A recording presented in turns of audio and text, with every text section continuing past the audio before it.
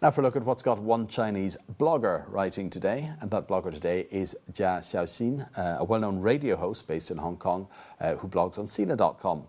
Now, the title of her piece is "Big Duck Drives Hong Kong Crazy," and she's discussing the impact of a huge art installation. This is a 6-story tall yellow rubber duck and the effect that it's had on city residents since it arrived earlier this month.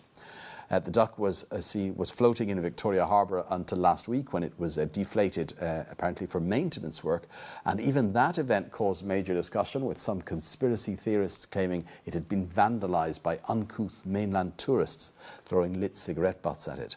Jia is also intrigued by the commercial profits the rubber duck has brought in its wake, as adults and children are swept with duck fever. Here's her take. The big yellow rubber duck is an art installation from Dutch artist Florentine Hofman.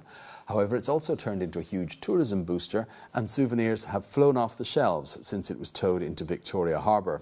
Some fans go so far as to line up for up to 7 hours to buy memorabilia. Others have expressed their fascination for the big rubber duck through physical means, climbing onto its back, kicking it with their legs, until the situation gradually began to spiral out of control. Doesn't that sound familiar to you? A good thing that turns sour in the end due to lack of self-discipline. Sure, the local police can impose stricter controls to help calm these crazy visitors down, but do we really need to go that far? It might also be worthwhile thinking about why so many people, most of them adults, are so fascinated by this rubber duck.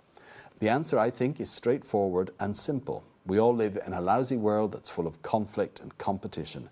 The collective memories of the good old days, playing with a yellow rubber duck in the bathtub, for example, help bring back some inner peace and make us feel better. Well, a number of comments following that piece we've taken here. A few of those to show you what sort of reactions it elicited. This poster humorously talking about that deflation we mentioned.